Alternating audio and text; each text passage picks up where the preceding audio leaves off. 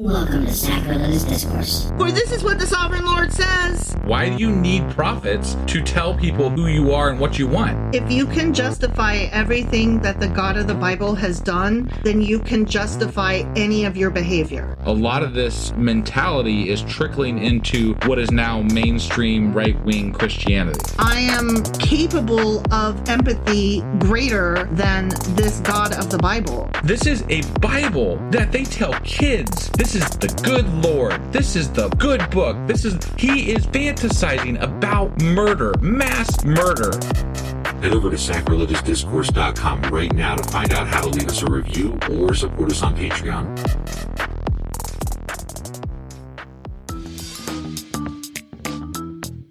Hey there, sinners and saints. It's your favorite Bible-bashing duo from Sacrilegious Discourse, and we need your help. That's right, folks. We're raising funds for some heavenly equipment and a studio that doesn't sound like it's in the depths of hell. Our current setup, let's just say it's more apocalypse than audiophile. So if you want to hear us dissect the Bible without the background noise of demonic squirrels, chip in a few bucks. We're aiming for $5,000 to upgrade our audio and build a studio worthy of blasphemous banter.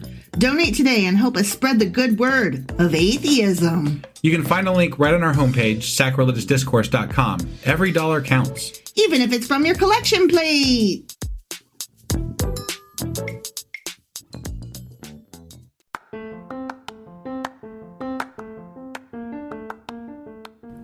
Welcome to Sacrilegious Discourse. I'm husband. And I'm wife. Together, we're reading the Bible for the very first time. We grew up without religion and wanted to know what all the fuss was about. Well, what have we learned so far? That God is a dick, and apparently some people believe in talking donkeys. We're not trying to pass ourselves off as experts. Nope, we're just reading the Bible for the first time and giving our first take reaction. If you'd like to join us in this venture, you might consider starting at episode 1. Otherwise, jump in wherever you like. All right, let's go read the Bible. Yeah, let's get to it. Husband! Wife! Do you remember what happened yesterday, besides the fact that I was wrong? Yeah, how are you? Let's see, who can be priests? Only Levites can be priests. Yeah. Which, I said that. Right. The thing that I was wrong about was, I said all Levites are priests, but not all priests are Levites. And the fact of the matter is, not all Levites are priests. Right. So, sorry I was wrong. Okay. Okay? Yeah. Yeah. Okay. I was wrong and you were right. You brought it up. So. I was wrong and you were right. I was wrong and you were right. I'm sorry. I'm sorry. You're the best and I'm the worst. You're pretty and I'm ugly. Whatever. The end. Anyway, Hezekiah, he was kind of a good king, I guess, in God's eyes. There was much rejoicing. Yeah. They did so many... they burn a lot of things. Burnings Animals. and cleansings. Right. And yeah, they and did. They cleaned the defiled altars and stuff. Yeah. Yeah. And they opened the doors. They did opening the door. That's a big thing. And they had not enough priests for all the people coming through there. And they were like, let's get some more priests up in here. Right. And that's where we got into our little argument that you were right and I was wrong. Yeah. But anyway, everything was good for God and they rejoiced. Right. All right. That was 2 Chronicles chapter 29. Sure as fuck was. And today we'll be reading 2 Chronicles chapter 30. Let's go do this. Okie dokie.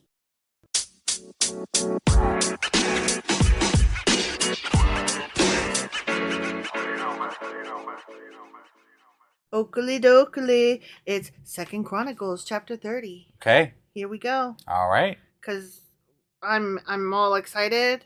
Because it's more Hezekiah, and he is so good. He's not dead yet. He has more than one chapter. He's just like his ancestor David, and we all know how awesome David was.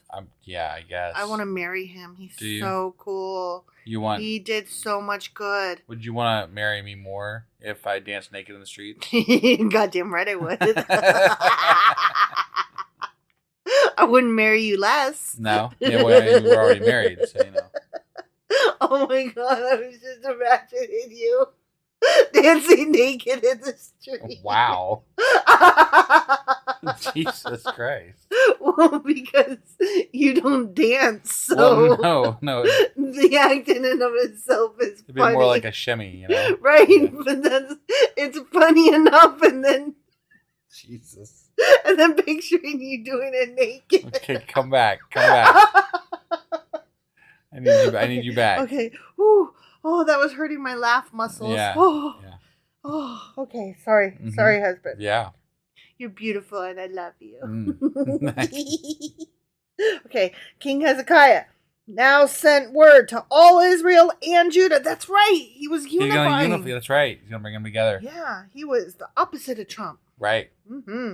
And he wrote letters of invitation to the people of Ephraim and Manasseh. He's like, come back, be part of us. Baby, come back. ditch the golden cows. Yeah, stop doing them as pole dancing Right, yeah. things.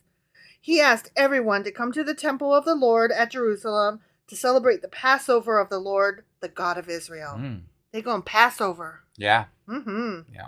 The king, his officials, and all the community of Jerusalem decided to celebrate Passover a month later than usual. Is that something you're allowed to do? I don't know. That's Seems like that would be kind of set in stone. Oh, here we go. Here we Okay. go.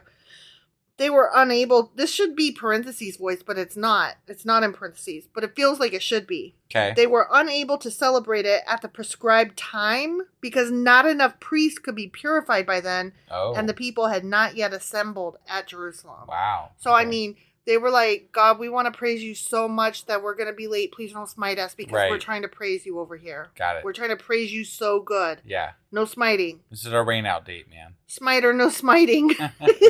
Rain out date.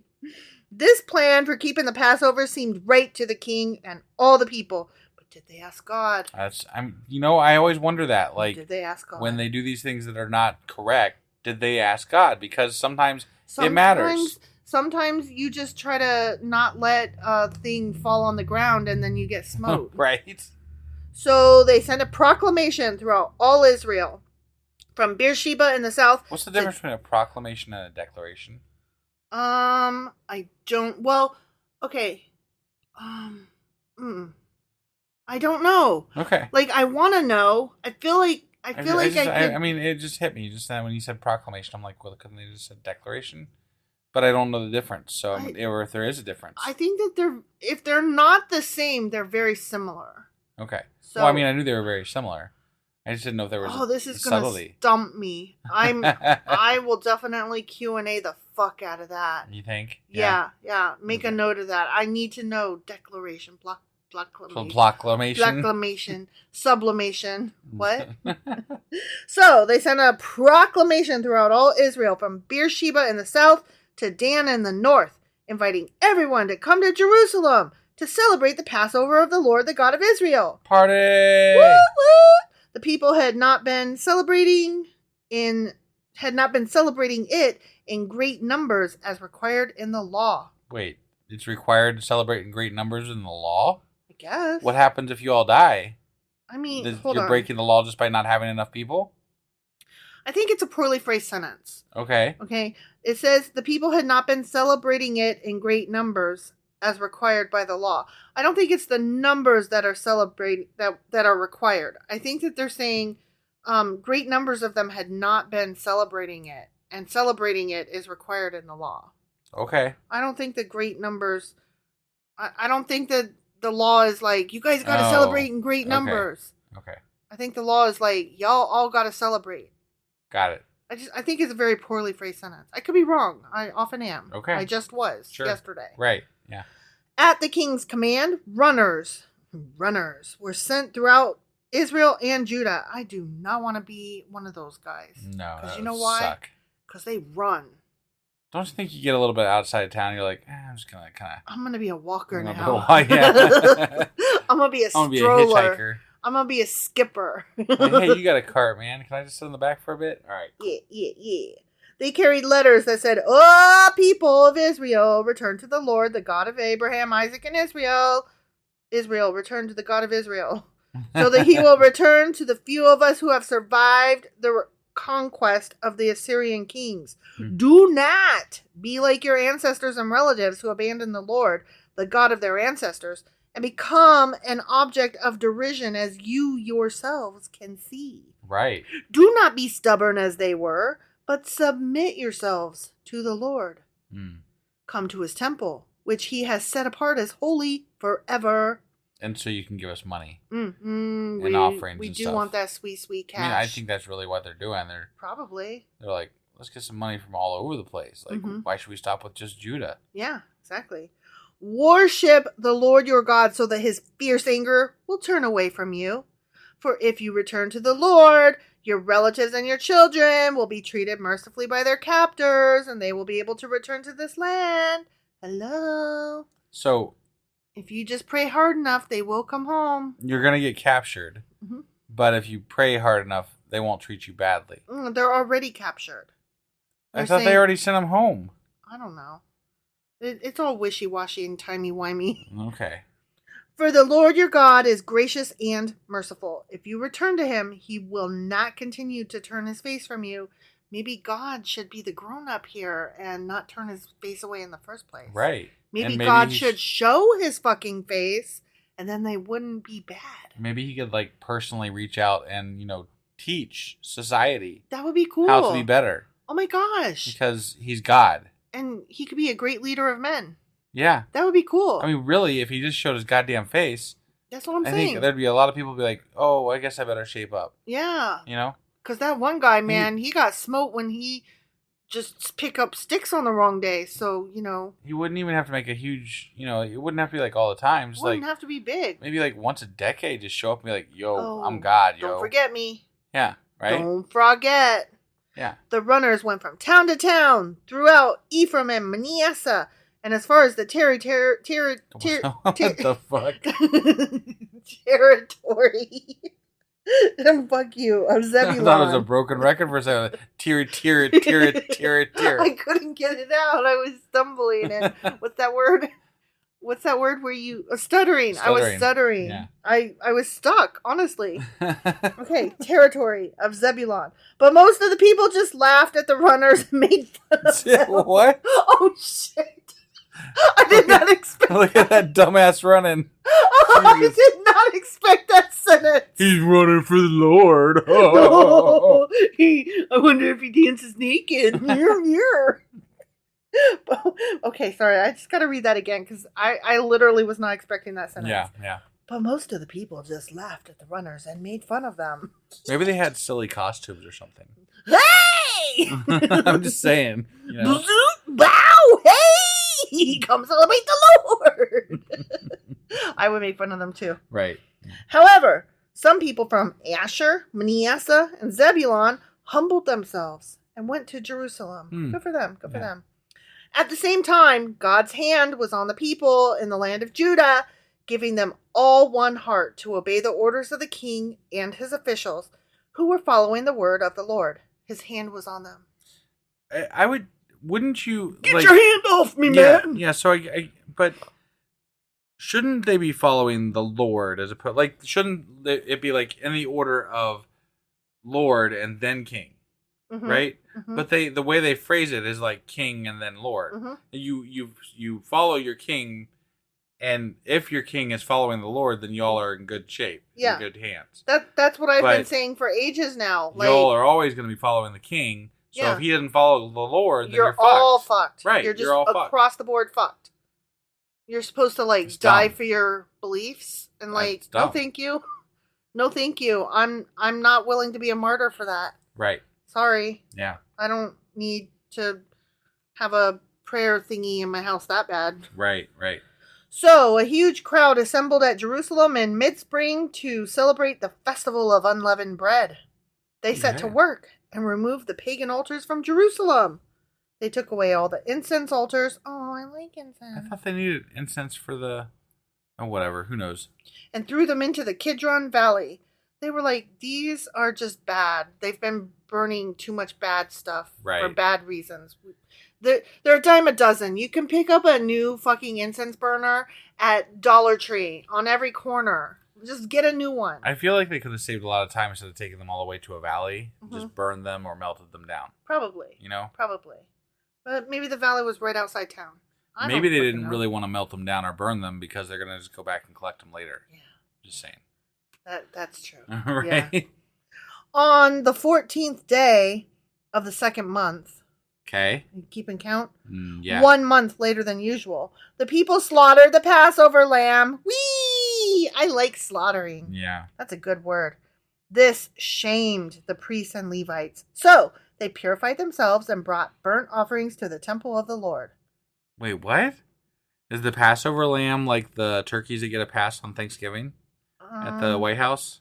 They were already a month later than usual, and the people were like, we're doing Passover now, whether y'all are ready or not. Got it.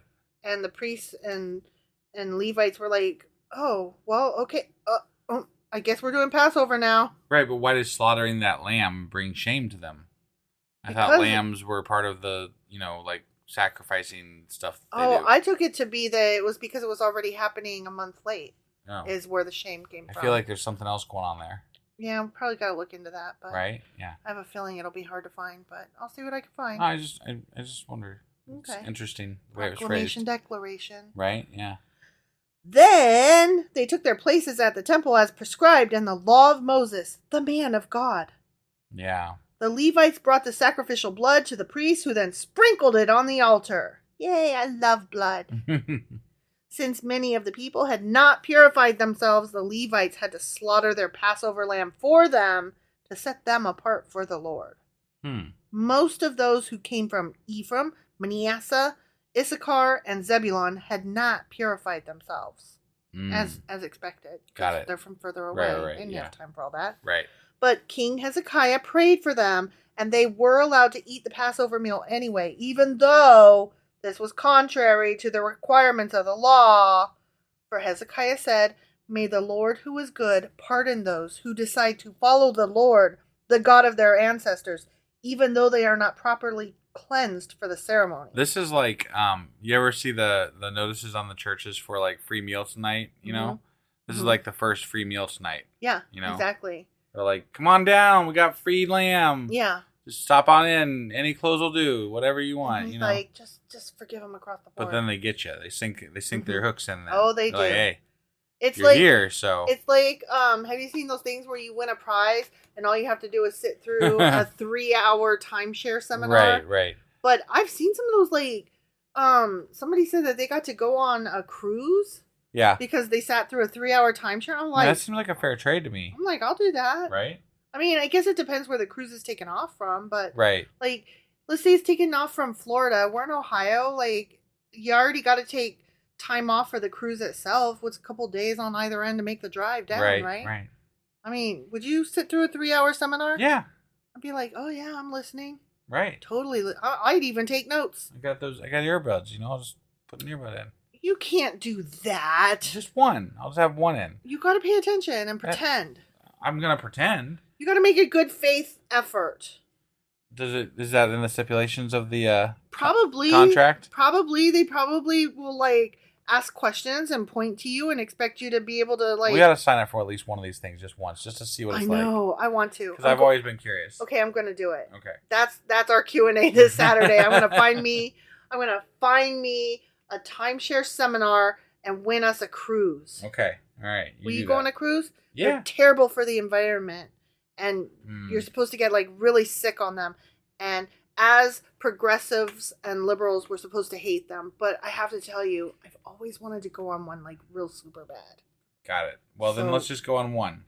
Just one. Can I still be a progressive and a liberal if I still want to go on a cruise? Not that week, but after that week, you're good again. Can I still be a feminist if I think that one person that whipped out her titties in my own kitchen to breastfeed her child without any warning, can I still be a feminist if that was not okay? Yes. Because it was in my house and there was no warning. Was different circumstances. That was personal circumstances as opposed to can I still be a feminist? Overall. Okay. Yes.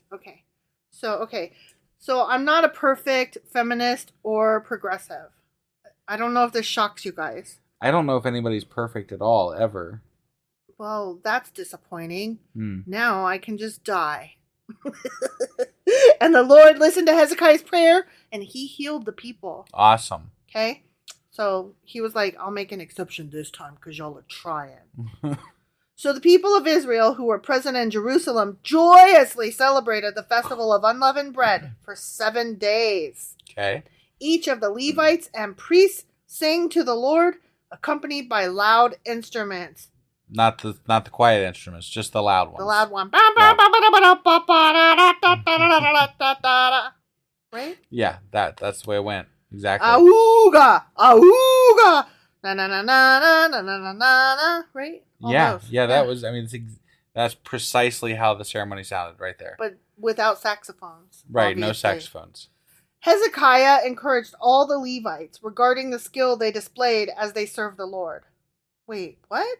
So I He would. encouraged all the Levites regarding the skill they displayed as they served the Lord. He was encouraging to them as they were displaying their skills to the Lord. Oh, that was a poorly phrased sentence. It was. Like, even on second and third I had reading. to try. Yeah. You know. He was just basically like, yeah, good job, y'all. Yeah, good job. Yeah. That's funny because, like, when I babysit my best friend's child, the 2-year-old, right, and he puts something away, I tell him, good job. And it right. sounds like that's what this king guy was doing. Good job. Even though it might have been, shitty. Right. Because sometimes a 2-year-old doesn't do things good and you still have to say, good job. Right. The celebration continued for 7 days. Peace offerings were sacrificed and the people gave thanks to the Lord, the God of their ancestors. Yahweh. The entire assembly then decided to continue the festival another 7 days. Damn. So they celebrated joyfully for another week. Man, you know they're why? having a good old time. Because they was hungry and there was food and wine a-flowing. That's right? why. Yeah. That's why. King Let me try again. King Hezekiah gave the people 1,000 bulls and 7,000 sheep and goats for offerings. And the officials donated 1,000 bulls and 10,000 sheep and goats. Damn. Meanwhile, many more priests purified themselves. The entire assembly of Judah rejoiced, including the priests, the Levites, and all who came from the land of Israel. The foreigners who came to the festival, and all those who lived in Judah. There was great joy in the city, for Jerusalem had not seen a celebration like this one since the days of Solomon, King David's son. Damn. Wow, that's several generations back. It really is. Really is. That's a long time ago. Then the priests and Levites stood and blessed the people, and God heard their prayer from his holy dwelling in heaven. The end. Okay. They had a big ass party. Partay. Yeah. So I guess they're end the week with them all having a good old time. That's great. Yeah. I want one of those parties. Right? Yeah, we'll invite all of our town. I don't want one of those parties. No. No. Okay. No. All right. We'll invite all the people that we like. That's still too many. It's too many? Too many people. Okay, well, whatever. We'll invite a few people we like then. Couldn't it just be me and you and we just Netflix and chill? Sounds great. Okay. All right. Anyway, that was 2 Chronicles chapter 30. Sure as fuck was. And tomorrow is Saturday, and we'll be back with, assuming that you do the research. Fuck off.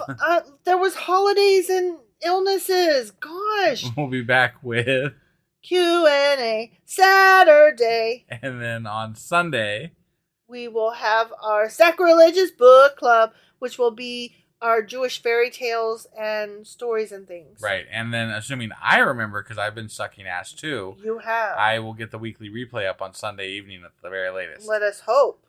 Right. Yeah. Assuming I have my shit together and I remember. Yes. Which I should, because I'm saying it right now. I'm like, hey, we have no reason. Do it, husband. We have no reason not to be on time this weekend. No. Okay. I mean, other than we're lazy and don't feel like doing it. Right, but that's not this weekend. Or sudden sickness. Sudden sickness. We just had some crappy food that might, Oh my God. Like, I don't want to be mean to Chipotle, but whatever we got tonight, it was not good, y'all. It was like the worst. And like, normally... Crunchy rice. Liquid in the bottom of the bowl. Oh, stop. You're going to make my stomach hurt. Just stop. Just stop. Normally, Chipotle was good, but tonight they failed me. It was really bad. It was bad, y'all. Really, really bad. Ugh. So... Sorry, hope you all get your shit fixed, Chipotle, because that one was not a good one. Right. So we'll be back on Monday. Yes. With 2 Chronicles chapter 31. Which we're closing in on the end, right? Yep. Okay. All right, we'll see you guys then. Bye. Bye.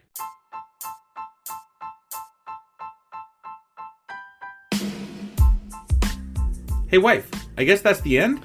But husband, that's just sad. It doesn't have to be. We are on lots of social media platforms like Twitter.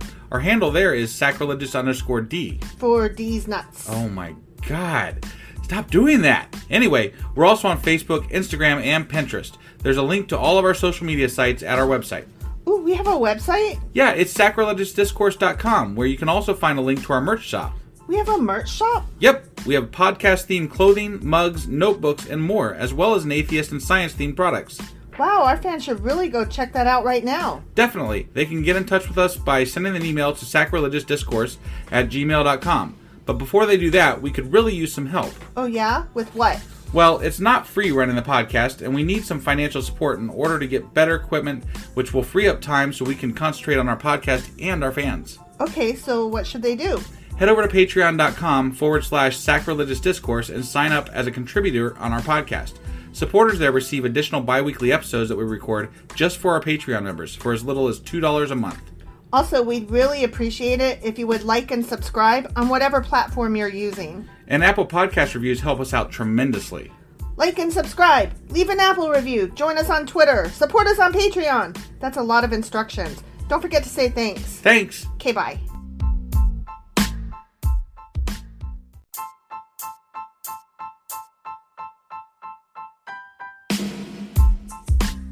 Hey, wife, I guess that's the end? But husband, that's just sad. It doesn't have to be. We are on lots of social media platforms like Twitter. Our handle there is Sacrilegious_D. For D's nuts. Oh my God. Stop doing that. Anyway, we're also on Facebook, Instagram, and Pinterest. There's a link to all of our social media sites at our website.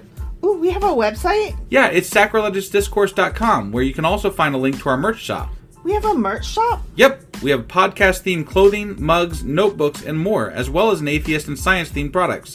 Wow, our fans should really go check that out right now. Definitely. They can get in touch with us by sending an email to sacrilegiousdiscourse@gmail.com. But before they do that, we could really use some help. Oh yeah? With what?